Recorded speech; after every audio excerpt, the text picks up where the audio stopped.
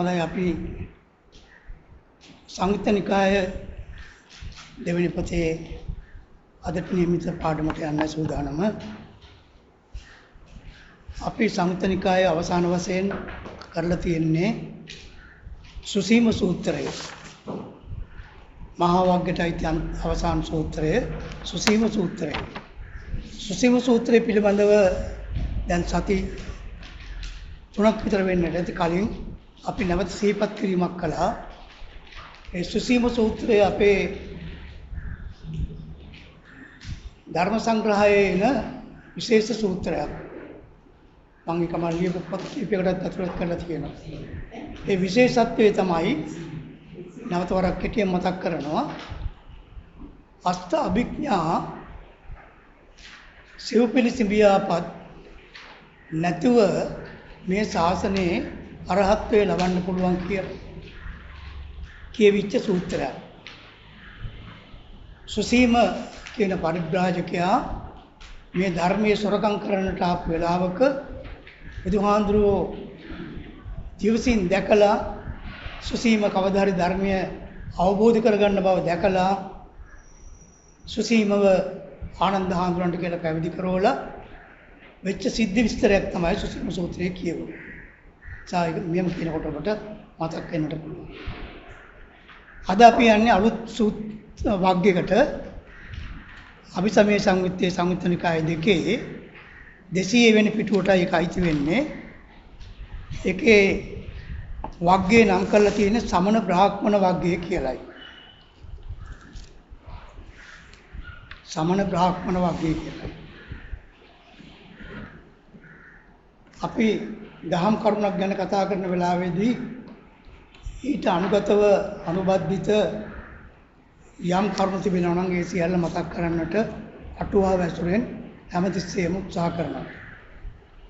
ඒ අනුව බුදුදහමේ සමන බ්‍රාහ්මණයන් කියලා කියන්නේ කවුද කියන එක පිළිබඳව අටුවාවේ වෙන පැහැදිලි කිරීමක් මෙන්න මෙහෙම තියෙනවා.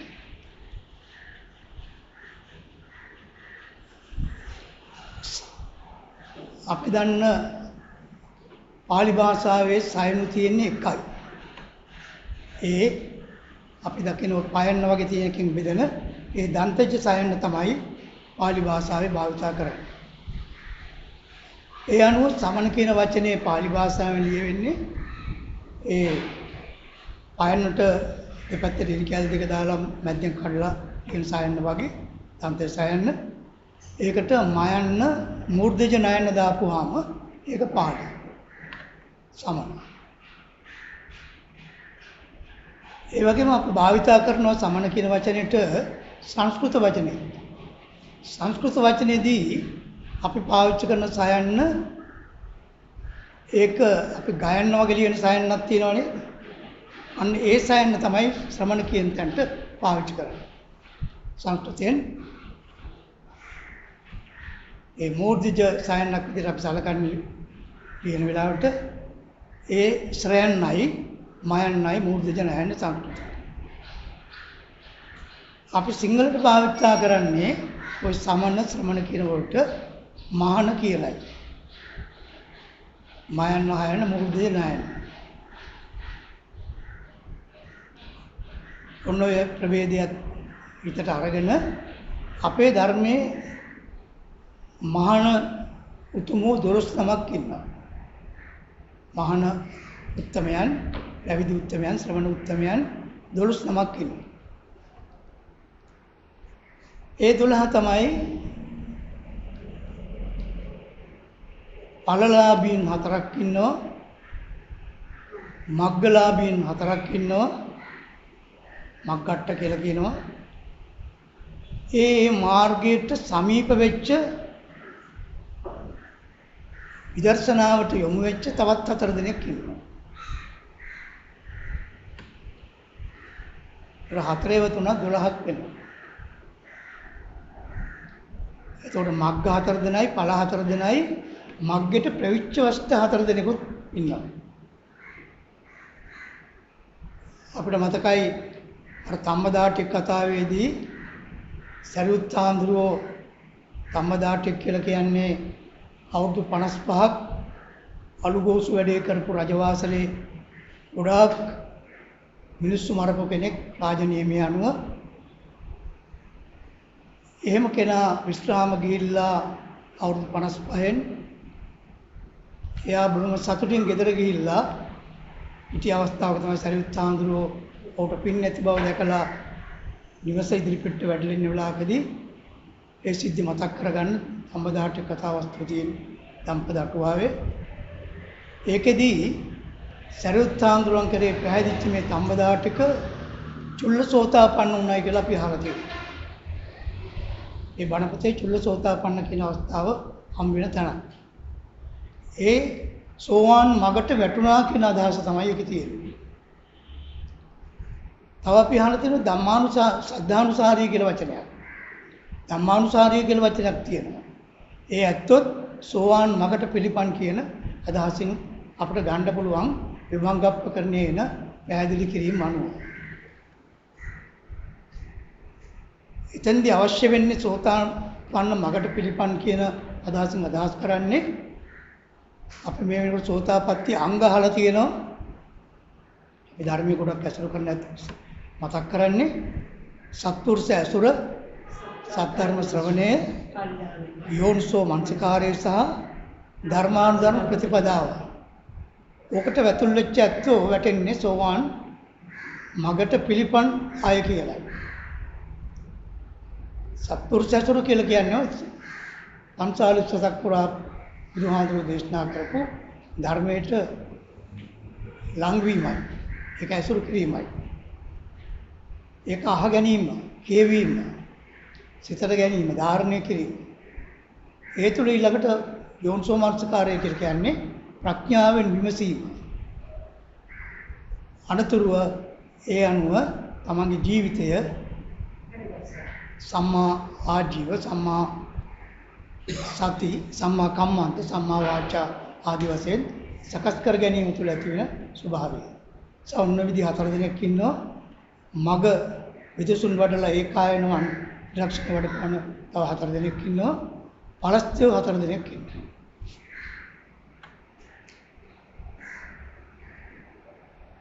මේ පුද්ගලයෝ 12 දෙනා තමයි ආර්ය අෂ්ටාංග මාර්ගයේ ගිය ඇත්තෝ.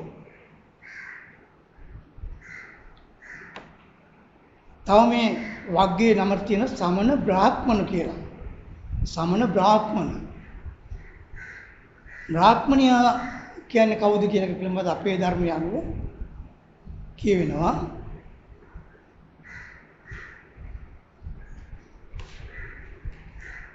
දැන් බ්‍රාහ්මණ කියලා ලියන කොටත් සංස්කෘතයි පාලි දෙකම බ්‍රායන්න එනවා. බයන්න ලියලා රවුම් පාපිල්ල වැටෙනවා. ඒක බ්‍රායන්න. පාලියෙන් ලියන්නේ සංස්කෘතයෙන් ලියන්නේ බ්‍රායන්න හයන්න හල් කරනව බඳන්නේ නැත්තම් මයන්න මූර්ධජ නෑ. සිංහලෙන් අපි ඒකට කියන්නේ බමුණ කියලායි.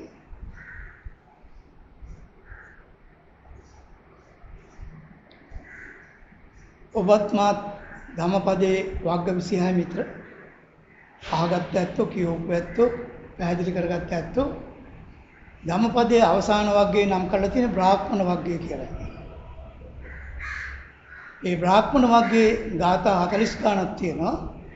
ඒකේ ඔක්කොම කියවෙන්නේ රහතන් වහන්සේලා පිළිබඳ විස්තර.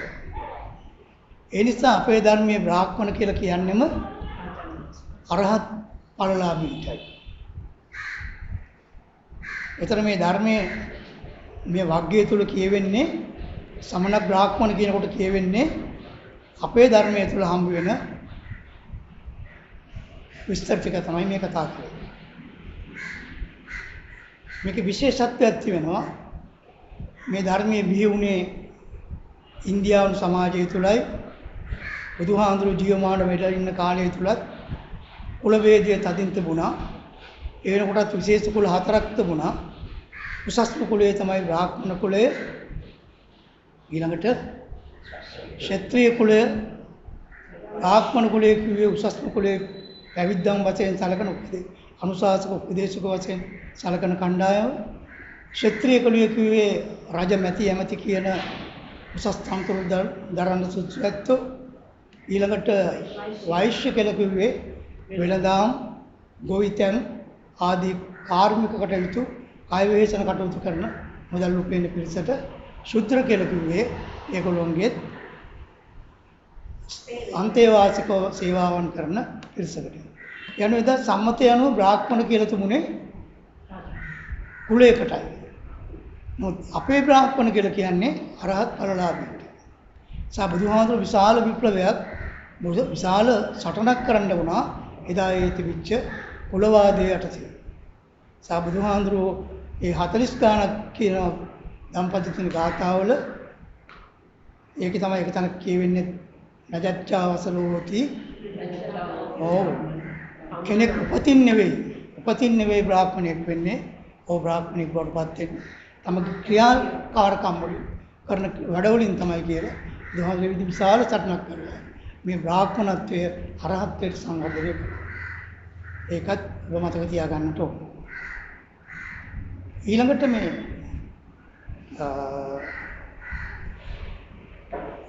ඒ කාලේ පාවිච්චි කරපු තවත් හිටිය සමන බ්‍රාහ්මණ කියලා කොටසක්. නැත්නම් අපේ ත්‍රිපිටකයේ ඉන්න සමන බ්‍රාහ්මණයෝ කියලා කියන්නේ බුදුහාමුදුර ආමන්ත්‍රණය කරලා දෙන මේ පිරිසටයි. ඒක අපි මෙතෙක් කළා පැහැදිලි කරපු ඇත්තන්ට.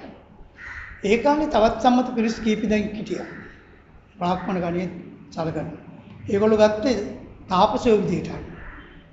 තාපසයන්වල තියෙනවා ඉරි සූත්‍රේ එනවා සුත්ත නිපාතේ. මෙන්න මේ විදිහේ කොටස් වලට බෙදලා තියෙනවා. කොටස් 8ක් ඉන්නවා. කොටසක් ඉන්නවා ජටිලෝ කියලා. ඔකට මතකයි උරුවෙල් වගේ කට්ටිය. ඊළඟට කේනිය වගේ ජටිල. ඒ වගේ කට්ටිය හිටිය ජටිල කියලා කොටස. මේ විදිහට කොටස් 8ක් බෙදලා තිබිලා තියෙනවා කට්ටිය. ඊළඟට මේගොල්ලෝගේ නිෂ්ඨාව විවිධයි. එදා හිටිය තාපසෝනුගේ නිෂ්ඨාව කියලා කියන්නේ කෙලවර. ඒගොල්ලෝ තපස් රැකීම මොනවටද? ඒ තපස් රැකීමේ ඒගොල්ලෝ බලාපොරොත්තු වෙන අවසන් ප්‍රතිඵලය මොකද්ද කියන එක තමයි නිෂ්ඨාව කියන එක අදහස් කරන්නේ. ඒ අනුව ගත්තාම ඒගොල්ලෝගේ එක එක්කෙනාගේ එක එක පරමාර්ථ තුනක්. නිසා එකක් දෙකක් මතක් කළොත් වෙලාව හැටියට මෙන්න මෙහෙම ගන්න පුළුවන්. බ්‍රාහ්මණ කියන කොටස. තාපසෝ බ්‍රාහ්මණ කියන කොටසක් හිටියා.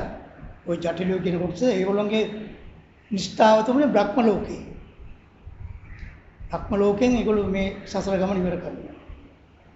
මොකද අපේ බ්‍රහ්ම ලෝකය කියලා කියන්නේ රූපාවචර බ්‍රහ්ම ලෝකේ පළවෙනි තැන. අපේ ඒක නිෂ්ඨාව නෙවෙයි. ඊළඟට තව තාපසය කොටසක් හිටියේ තාපස කියලාම ඒගොල්ලෝ නිෂ්ඨාව තුනේ ආභස්සර බ්‍රහ්ම ලෝකේ. ආභස්සර බ්‍රහ්ම ලෝකේ අපේ කියවෙන්නේ මේ ලෝකේ විනාශය ඇති වෙච්ච වෙලාවට ගින්න වතුර ගම් වතුර හුළඟ විහිල්ලා නතර වෙන්නේ ආභස්සර බ්‍රහ්ම ලෝකේ දක්වාම යනවා. ඒතොර බ්‍රහ්ම පුරෝහිත බ්‍රහ්ම පාරිසජ්ජ කියන ඒ වලට පවා යට කරගෙන වතුර ගලනවා ලෝක විනාශදී. ආභස්සර බ්‍රහ්ම ලෝකේ තමයි තාපසයන්ගේ අවසන් තැන වශයෙන් මේගොල්ලෝ නිවන කියලා සලකලා තියෙනවා. පරිබ්‍රාජකෝ කියලා තව කොටසක් හිටියා. ඒගොල්ලෝගේ අවසානයේ සුභකින්න කියන බ්‍රහ්ම ලෝකේ. තව හිටිය කොටසක් ආජීවකෝ කියලා. ඒගොල්ලෝගේ නිෂ්ඨාව තුනේ අනන්ත මානස කියලා යෙදුමක් තියෙනවා. අනන්ත මානස කියලා කියන්නේ අසඤ්ඤ තලයට. අසඤ්ඤ තලයේ තමයි ඒගොල්ලෝගේ නිවන වශයෙන් සැලකුවේ. අසඤ්ඤ තලය ගැන බණපොතේ විස්තර කරනවා. ඒකේ ආයුෂ කල්ප 500ක් තියෙනවා. කල්ප 500ක් කියලා කියන්නේ අපිට හිතල ඉවර කරන්න පුළුවන් කාලයක් නෙවෙයි. කල්පයක් කියන කොච්චරද කියන එක අපේ බණපොතේ විස්තර කරලා තියෙනවා. ඒ වගේ කල්ප 500ක් ආයුෂ තියෙන තැනක් අසඤ්ඤ තලය කියලා කියනවා. අසඤ්ඤ තලය කියලා කියන්නේ ඉපදිච්ච කෙනා කිසිම විරූප වීමක් නැතුව කල්ප 500ක් ජීවත් වෙලා එතනින් චුත වෙනකොට ඒ රූපය ඇතුවම තමයි ඔහු එතනින් චුත වෙන්නේ. ඒක තමයි ඒකේ තියෙන විශේෂය. ඒක අපේ තිබුණා මොකද? අනන්ත මානස. ඔය මොන කට්ටියද? අසඤ්ඤ තලය.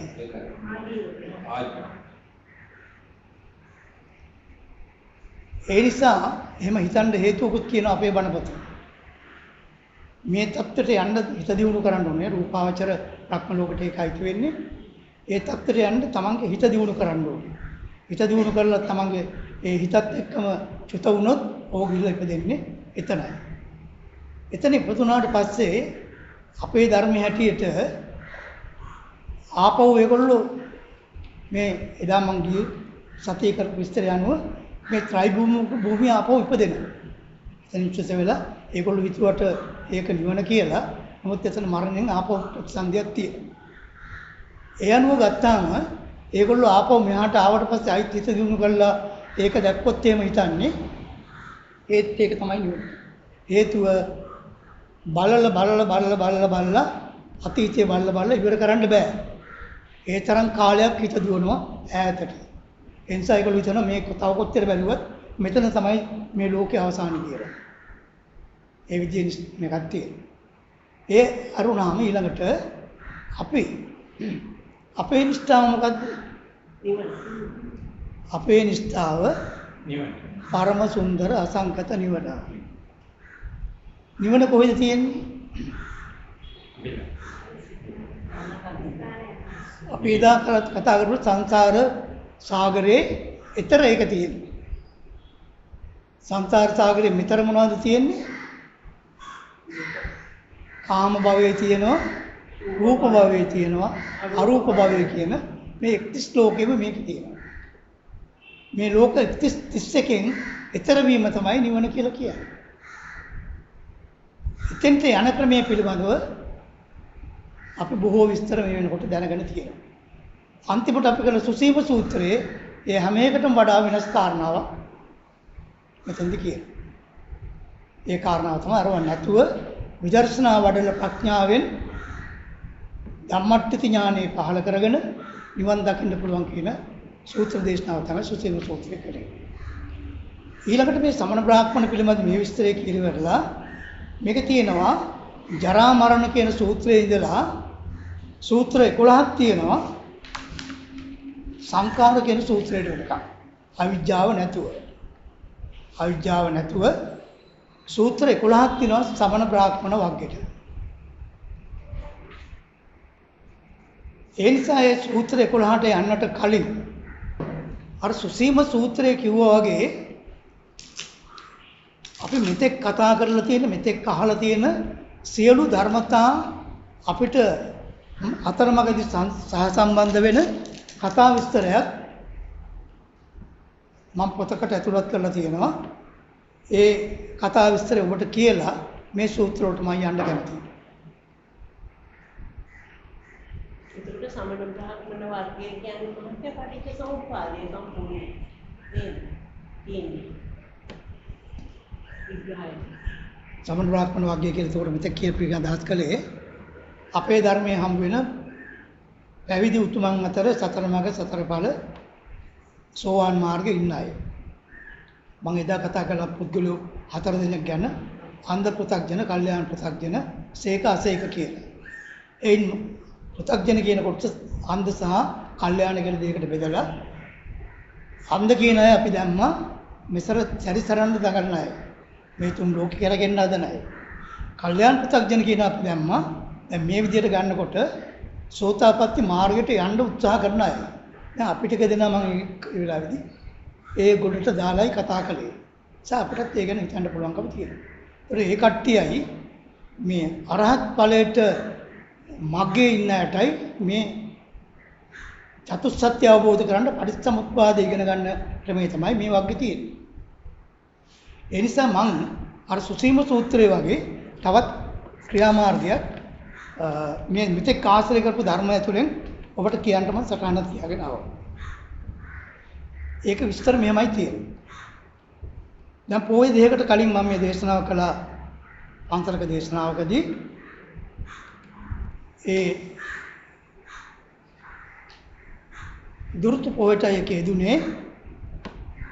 දුර්ත පොයට යෙදුනේ අවස්ථාවේදී ඕවාද ප්‍රාතිමෝක්ෂයේ ඉක්මවලා බුදුහාමුදුරුවෝ ශික්ෂාපද පැනවීමක් කළා.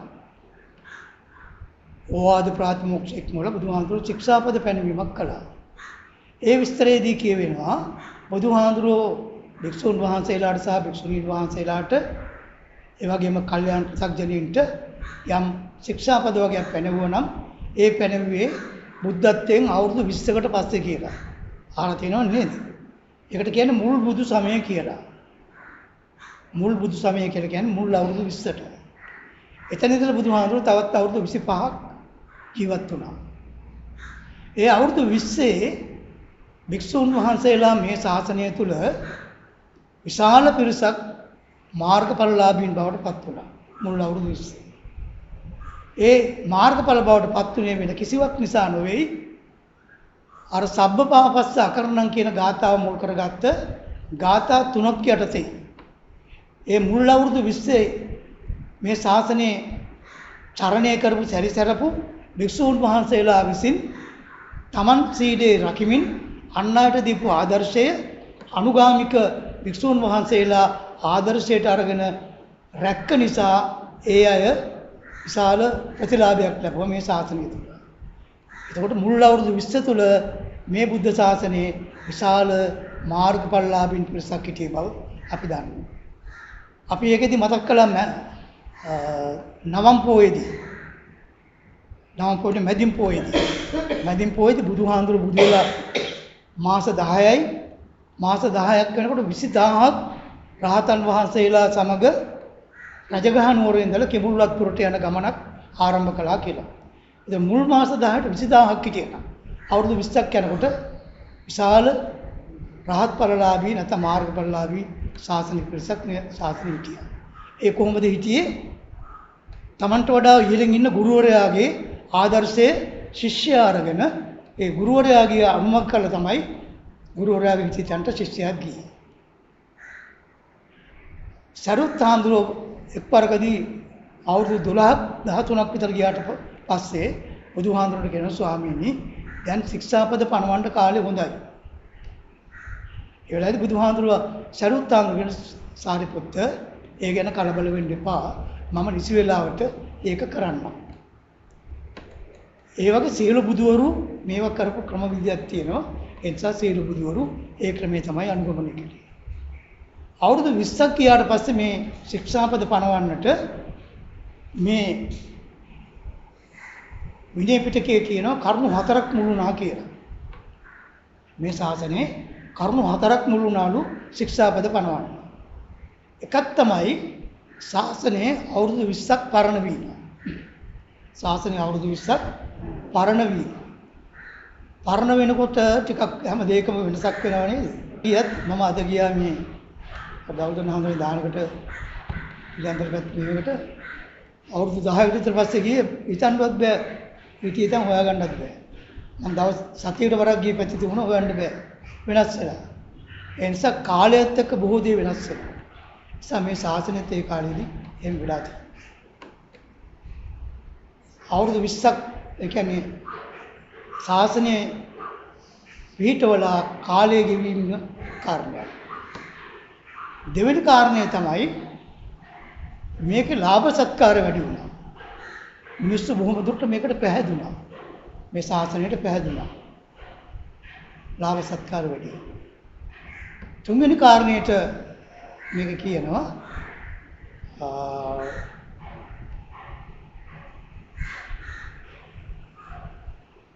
මතක් වෙයි. හතරවෙනි කාරණේ තියෙන්නේ තුන්වෙනි කාරණේ මට මතක් වෙයි මම කියන්නම්. හතරවෙනි කාරණේ තියෙන්නේ මේකේ පඬිතුයෝ වැඩි වුණා. ප්‍රඥාවන්තයෝ වැඩි වුණා. මේ ශාසනය. එකක් තමයි ශාසනයේ කලක් යාම, අනිත් එක ලාභ සත්කාර වැඩි වීම, අනිත් එක පඬිතුයෝ වැඩි වීම, අනිත් එක පිරිස වැඩි වීම. තුන්වෙනි එක පිරිස වැඩි වීම. පිරිස වැඩි වුණේ ලාභ සත්කාර තකාගෙන මේ ශාසනයට ඇතුල් වීම. ඔන්න ඒ කාරණා හතර නිසා බුදුහාමුදුරුවෝ ශික්ෂාපද පනවන්න තීරණය කළා. තීරණය කරුවට පස්සේ ඒ අනුව ශික්ෂාපද පනවල තියෙනවා වරින් වර භික්ෂූන් වහන්සේලාට 227ක්. උන්වහන්සේලාගේ සීලේ ආරක්ෂා කරනකොට 227ක් තියෙනවා. ඒ වගේම භික්ෂුණීන් වහන්සේලාට තියෙනවා ශික්ෂාපද 311ක්. ඔය 227 311 තමයි කන්ද වශයෙන් අරගෙන කෝටිය සංවර සීල කියලා අපි හාමුදුරු දිහා බලලා කියන්නේ ආරක්ෂා කරනවා කියලා. ඒවා වචන වශයෙන් පද වශයෙන් වෙන් කරලා ගත්තා. ඒ තරම් විශාල සිල්පද ටිකක් රකින්න තියෙනවා. මම ඔය පූර්ව විස්තරය කළේ මෙන්න මේ ටික කියන්නයි. මේ ශික්ෂාපද පැනවීමෙන් අදහස් කරන්නේ කුමක්ද? ශික්ෂාපද පැනවීමෙන් අදහස් කරන්නේ කුමක්ද?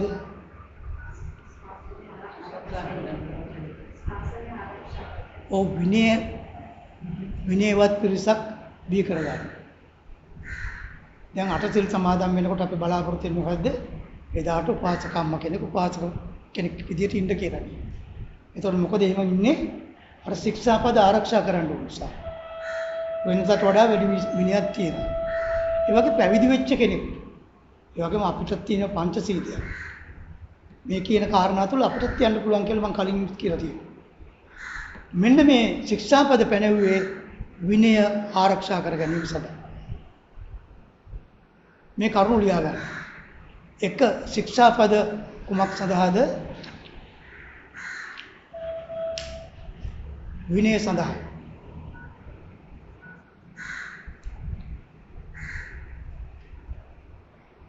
දෙක විනය කියලා කියන්නේ සංවර ජීවිතයකට. ඒතර විනය මොකක් සඳහාද කියලා අහුවොත් උත්තරේ දෙන්නේ සංවරය සඳහා. ශික්ෂාපද කටින් කියන්න පුළුවන්. ඒවා රැක්කේ නැත්නම් සංවරය නැහැ. ඒ විනය ඒ ශික්ෂාපද පැනීම තුලින් සංවරය බලාපොරොත්තු වෙන දෙවෙනි එක. තුන්වෙනි එක සංවර වීම කුමකටද? සංවර වීම විපිලිසර නොවීම පිණිසයි. වියන්න පියන්න මූර්ධජ ලියන්න. විපිලිසර. ඔක පාලි වචනේ විප්පටිසාර කියලායි තියෙන්නේ. විප්පටි වියන්න පායන දෙක සම්බන්ධ කරලා ටියන්න සාර විප්පටිසාර.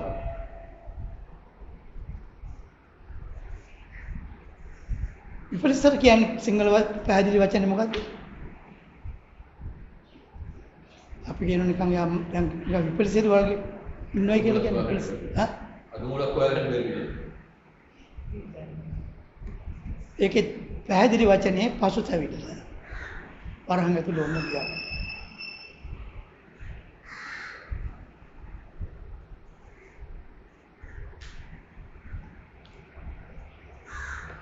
මං ගිය සතියේ කරපු විස්තරෙදිත් කිව්වා මේ ශාසනයට ඇතුල් වෙන්නේ කවුද? පඬිතුයෝ කියලා කිව්වා. බුද්ධිමතුන් කියලා කිව්වා. ප්‍රඥාවතුන් කියලා කිව්වා. ප්‍රඥාව බුද්ධිය තියෙන ඇත්ත තමයි මේ ශාසනයේ යන ඔබ අපි සියලු දෙනා ඒ ගුණයට වැටෙනවා. පඬිතුයෝ වෙන්නේ ප්‍රඥාවන්තයෝ වෙන්නේ මේ ශාසනයේ කවුද? මම ඉදක්ව බාල පඬිත් සූත්‍රය මතක් කරනවා. කෙනෙක් පව් කරන්නේ නැත්නම් එයා පඬිතයා. එයාට උපාධිය තුනට වඩා නැහැ MA BA PhD කියලා. එයා කපටි කන්නම් කරන්නේ, හොර කන්නම් කරන්නේ, අල්ලස් නම් ගන්නෙ, බොරු නම් කියන්නේ. ඒගොල්ලෝ පඬිතුයෝ නෙමෙයි අපේ ශාසනය. අපේ ශාසනය ඒගොල්ලෝ පඬිතුයෝ වෙන්නේ නැහැ. පඬිතුයෝ වෙන්නේ අපේ ශාසනයේ මං කිව්වේද ගිය සතියේ කරපු දේශනාව මං කිව්වා. අපේ පඬිතුයෝ වෙන්නේ කෙනෙක් පවෙන් ඈත් වෙනවා නම් එයා පඬිතයා. ඒතර අපේ මුල් වැඩේ තමයි සබ්බපාපස්ස කරනවා. පවෙන් ඈත් වීම තමයි පඬිතකම. ඒ ගැන මං කිව්වා මිහිඳු හාමුදුරුවෝ ලංකාවට ආවිලා සූත්‍ර 14ක් සති දෙකක් ඇතුළත කරලා තියෙනවා. එයින් 6 වෙනි 7 වෙනි සූත්‍රයේ තියෙන්නේ විමානවත්තු පේතවත්තු. ඒ විමානවත්තු පේතවත්තු කියලා උගන්ලා තියෙන්නේ. ඔබ පුළුවන් තරම් පින් කරන්න පවුලින් ඈත් වෙන්න කියන එක තමයි කිව්වේ. ඒ අර සබ්බපාපස්ස අකරණ කියන එක උගන්වන්න පුළුවන්. ඒ නිසා ඒක ඉගෙන ගත්ත අය පඬිතුයෝ බවට පත් කළා මේ ශාසනික ප්‍රයෝජන ගත්තා. ඒ නිසා මේ විපලිස පසුතැවිල්ල නොවන කියන එකට තේරුම තමයි මේ ශික්ෂාපද රකින කෙනෙක් කිසිම දවසක පසුතැවිල්ලකට පත් නොවිය යුතුයි. ඒ කොහොමද පසුතැවිල්ලට පත් නොවෙන්නේ?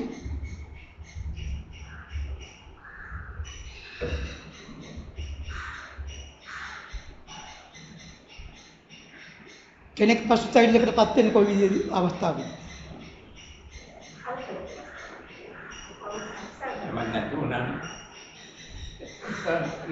මොනවා හරි කතා කරන්න හොඳයි නේද මට යන්නත් එක්ක. වෙලාව යන හින්දා මම වෙනවා. අලි ගොඩක් නැති වුණා පස්සේ. බණ පොතේ එහෙම නෙවෙයි කියන්නේ. මොකක් හරි හොඳ වැඩක් කරන්න තිබිච්ච වෙලාවට කරගන්න බැරි වුණොත් අයියෝ මට බැරි වුණානේ වෙලාවට වැඩේ කරගන්න. ප්‍රහාඳුරනේ වැඳ ගන්න බැරි වුණානේ මට. මොකක් හරි මම ඊයේ කරුවේ ඒ විදියට. ඒ වගේම තමයි නොකර ඉන්න ඕන දෙයක් කරුවොත් ඒකත් පසුතැවෙනවා. එතන තියෙන පසුතැවිල්ල. නේද? ඒ වගේ අපිට කරන්න ඕන දෙයක් නිසි වෙලාවට කරගන්න බැරි වුණොත් ප්‍රඥාවන්තයෙකුට ඒ වෙලාවට එන්න ඕන. නොකර ඉන්න ඕන දෙයක් නොකර ඉන්න බැරිව කරුණොත් එන්නේ පසුතැවිල්ල. ඒකට කියන්නේ විප්පටිසර කියලා. මේ කියන්නේ යන කරුණු අතර අපිට ධානය හම්බ වෙනවා, සත්පුජ්ජංග හම්බ වෙනවා. ඒ විදිහ විස්තර ගොඩක් මේකේ තියෙනවා. ඒ නිසා පසුතැවිලි නොවෙන්නට ශික්ෂාපද රකින්න කෙනෙක් අටවුතු කළ යුතුයි කියන එකයි මේ විපටිසර කෙනෙක් කියන්නේ. එතකොට විපටිසර නොවන්නේ මොකටද? පසුතැවිලි නොවන්නේ. නෑ. ඔව්. සංවර වෙන්නේ මොකටද? පසුතැවිලි නොවන්නේ. ඒතර විපටිසර ඒ කියන්නේ පසුතැවිලි නැත්තම් ලැබෙන ප්‍රයෝජනෙ මොකක්ද? පසුතැවිල්ලක් නොවන පිළිවෙලට ජීවත් වෙන්න පුළුවන් නම් ඔහුට ලැබෙන ප්‍රතිඵලය මොකද? සතුට ලැබෙනවා. සතුට ධර්මයේ කොටස් දෙකක් තියෙනවා. පාමුජ්ජ කියලා එකක් තියෙනවා. පීති කියලා එකක් තියෙනවා. ඉස්සෙල්ලා එන්නේ පාමුජ්ජ. පසුතැවිලි නොවීම තුල සතුටු වෙනවා. මට මේ වැඩේ කරගන්න පුළුවන් වුණා කියලා හිතන්න ඒකයි පින් කළා නැවත මතක් කරන්න කියලා.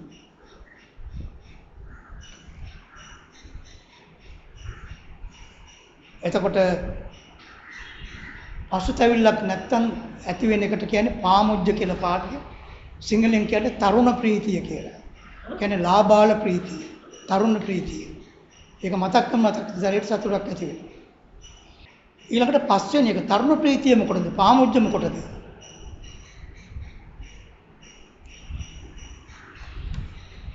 පාමුජ්ජ මොකටද කියන එකට උත්තරේ වශයෙන් තියෙන්නේ අපි සිල්වත් වීම නිසා මෙතෙක් ආපු ගමන් මාර්ගය තුල මම දැන් හිතන වෙලාවට සතුටක් මට තියෙනවා.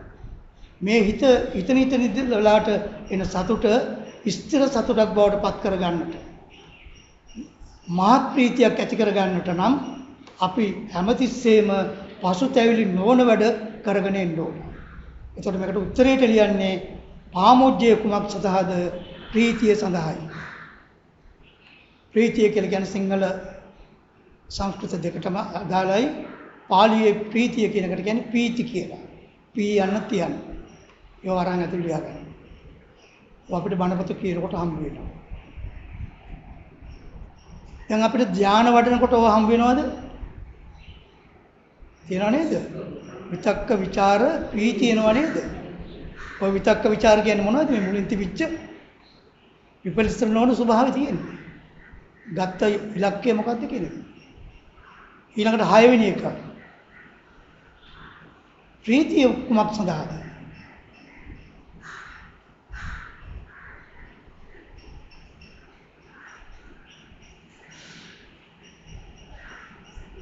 ප්‍රීතිය පස්සද්ධිය සඳහායි. මොකක්ද එතන ප්‍රීතිය තුළ ඇති වෙන පස්සද්ධිය? අපිට ප්‍රීතියෙන් ඉඳගෙන සිහිපත් වෙන්නේම අපි ශික්ෂාපද කැඩුවේ නැහැ කියන එක නේද? මම ওই පොදාස් කරන දේශනාවලදී කියනවා පැයට තමන්ගේ අට්ටාංග සීලය ආපසු ආවර්ජනය කරන්න කියලා.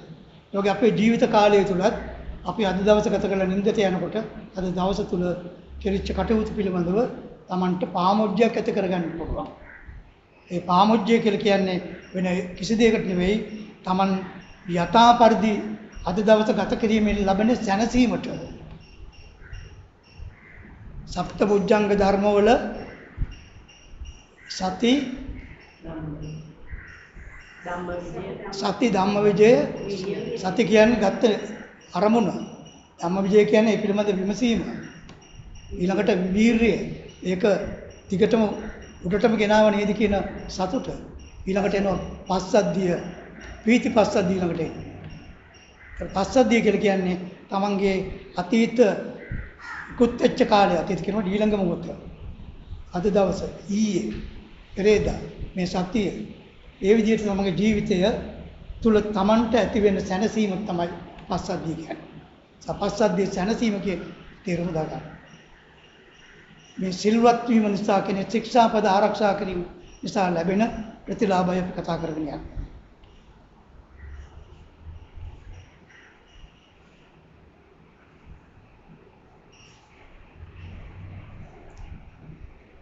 හත්වෙනි එක පස්සද්ධියේ තියෙන විශේෂ ස්වභාවයක් තමයි වරන් ඇතුළු ලියාගත්තත් කමන්නේ. පස්සද්ධියේ තියෙන කෙනාට සිතේ බර අඩු වෙනවා. සහැල්ලු ගතිය ඇති වෙනවා.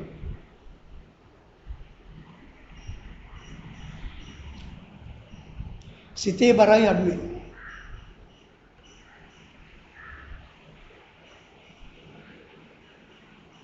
එදා බෞද්ධ නොවිච්ච තපස් රැක්ක භාවනා කරපු අයට ඉර්ධි ප්‍රාතිහාර්ය තුනක්.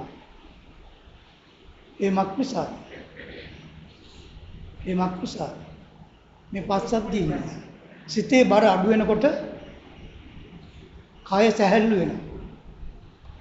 ඒකට කය හිතලා වුණා උඩට ගන්න පුළුවන්. උඩට ගත්ත කය ගමන් කරවන්න පුළුවන්. එහෙනම් මේ බර කොහෙද තියෙන්නේ? මේ අපේ කයට දැනෙන බර ඔක්කොම තියෙන්නේ ඉතින්. අපි තරාදියට නැගලා කියනවා කිලෝ මෙච්චර තියෙනවා කියලා. රහතන් වහන්සේ කෙනෙක් එහෙම කියලා බැලුවොත් එහෙම මේ බර අහුවෙන්නේ නැහැ. ඒ නිසා මතක තියාගන්න මේ පස්සද්ධියෙන් අපිට ලබා දෙන්නෙම සිතේ බර අඩු වීම සැහැල්ලු බව. අන්නේ පස්සද්ධිය නිසා ලැබෙන එකට කියනවා සුඛ කියලා, සැප කියලා. පස්සද්ධිය කුමක් සඳහාද? සැපේ සඳහායි.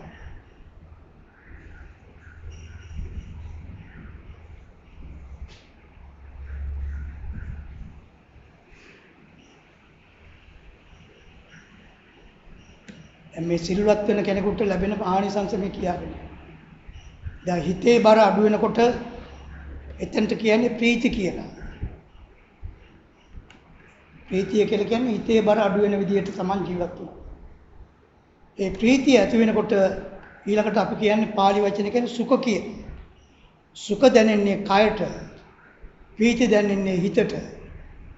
ධානවලදී විතක්ක ਵਿਚාර ප්‍රීති සුඛ කියලා කියනවා නේද? ප්‍රීතිය දැනෙන්නේ සිතට, සුඛ දැනෙන්නේ කයට. සියලු වේදනා තුනී වෙනවා. මේ මොකෙන්ද මේ වෙලා තියෙන්නේ? Taman නිවැරදි විදියට සංවරව ඉක්මීමව ඒ ශික්ෂාපද ආරක්ෂා කිරීම තුළින් ලැබිච්ච ප්‍රතිඵල.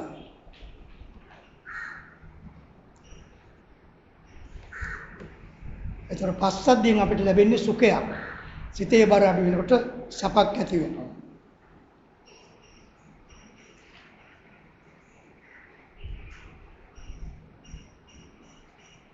ඒතර සැප කොහෙද තියෙන්නේ? අපි හැමතිස්සෙම සැපෙන් ඉන්නනේ හොයන්නේ. ඔය සැප තියෙන්නේ අල්ලස් කරනකොටද? අනුගේ දේවල් හොරගම් කරනකොටද?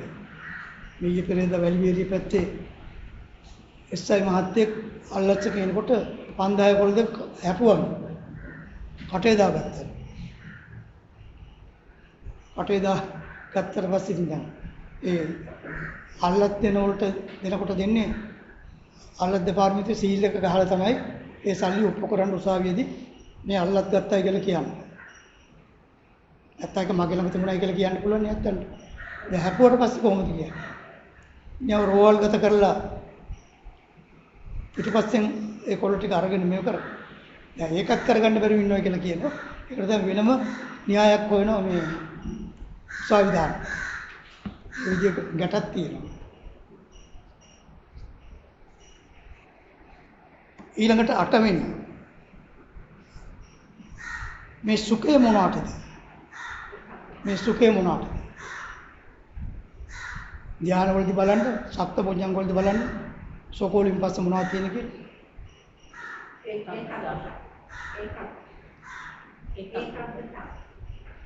නෑ මෙතෙන්දී අපි කියන්නේ ඒකට සමාධිය කියලා. පීති සුඛ තියෙනවා නම් සිත සමාධිය වෙනවා. පීති සුඛ තියෙනවා නම් සිත සමාධිගත වෙනවා.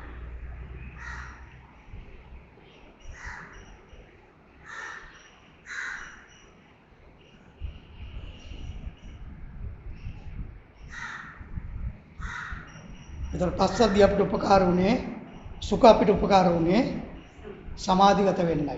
ඒ වෙලාවෙකට ප්‍රීති සුඛ දෙකම තියෙනවා දැන් සමාධිගත වෙන්න පුළුවන්.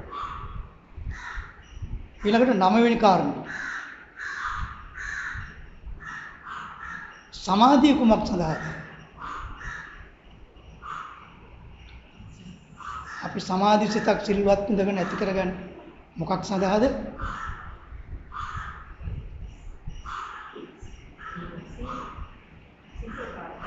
අපි භාවනා කරලා හිත එක්තෙන් කරන්නේ මොනවද?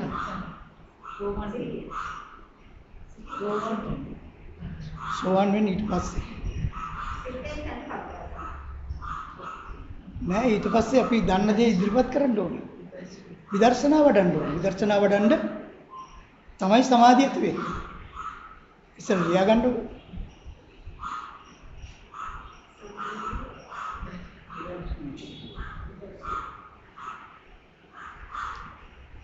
සුඛේ සමාධිය සඳහායි සමාධිය යථා භූත ඥාන දර්ශනය සඳහායි. සමාධිගත වෙච්ච සිතෙන් අපි ඉගෙන ගත්ත පටිච්චසමුප්පාදය, අපි ඉගෙන ගත්ත ත්‍රිලක්ෂණය විදර්ශනාවට වඩන්නේ යථා භූත ඥාන දර්ශනය කියන්නේ මොකද්ද? ඔව් භූත කියලා කියන්නේ හටගත් කියන තේරුම. මේ ලෝකෙ තියෙන විදිය. යථා කියලා කියන්නේ ඇත්ත විදිය. පවතින විදිය. අන්නේ ඥානයේ ඇති වෙන දැක්ම ඇති කර ගැනීම තමයි යථා භූත ඥාන දර්ශනය. සමාධි සිතකට අපි ඉලක්ක කරගත්තොත් අපේ කාය සිත දෙක අපිට මේ දෙක තේරෙනවා. මේ කයත් අනිත්‍යයි, මේ සිතත් අනිත්‍යයි. ඒ දැකීම ඇති වෙන්නේ යථා භූත ඥාන දර්ශනය.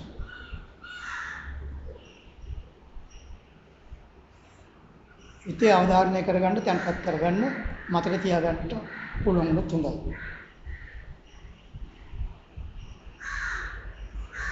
මේ යථා භූත ඥාන දර්ශනයෙන් දැන් මොකද්ද වෙන්නේ?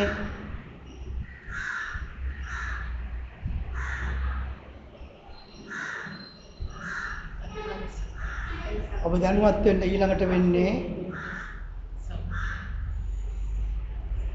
ප්‍රඥාව පහළ වෙන්නේ.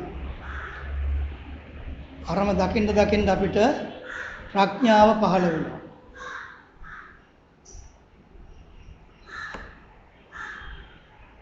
ඥානං උදපාදෝ පඤ්ඤා උදපාදෝ කියලා දෙකක් තියෙනවා. ලෝකයේ ඇති ස්වභාවය දැක්ක ඥානෙන් දැන් අපි ඒක විදර්ශනාවට වඩලා අපි ඇත්ත සැටියෙන් දැකීමට ප්‍රඥාව පහළ කරනවා. දැන් මතක තියාගන්න අපි පටිච්චසමුප්පාද ඉගෙන ගත්තා අංග 12ක්. ඒ 12 අංගම අවබෝධ කරගන්නට අපිට උගන්වපු ඒකායන මාර්ගයේ ආර්ය අෂ්ටාංග මාර්ගය. ආර්ය අෂ්ටාංග මාර්ගයේ ප්‍රඥාව ගැන කතා වෙන්නේ නැහැ. සම්මා දිට්ඨියෙන් අරගෙන සම්මා සමාධියෙන් ඉවර වෙනවා. මේ සම්මා සමාධියට ආපු කෙනාට තමයි ප්‍රඥාව පහළ වෙලා ඉදිරියට ඕන කරන අවශ්‍ය කරුණු ටික ඇති වෙයි. සාතෙන්ට වෙනකන් යන්න පාර කියලා දුන්නා. ඒ වෙනකොට තමන්ගේ ඇති වෙච්ච දැනීම් තුල ඔහුට පුළුවන්කම ලැබෙනවා ඉතිරි කටයුතු ටික කරගන්න. දැන් මොකද වෙලා තියෙන්නේ? යථාභූත ඥාන දර්ශනයෙන් අපිට ප්‍රඥාව පහළ වුණා. ප්‍රඥාව පහළ වීමෙන් අපිට ඇති වෙන්නේම නිර්වින්දනේ නැත්තම් නිර්වේදේ. නිර්වේදේ කියලා කියන්නේ කලකිරීමට. යථාභූත ඥාන දර්ශනයෙන් ප්‍රඥාව ඇති වෙන්න මේ ලෝකයේ තියෙන කිසිම දෙයක් පිළිබඳ අපිට ඇලෙන්න ඕන කමක් නැහැ. කලකිරීමක්මයි ඇති වෙන්නේ.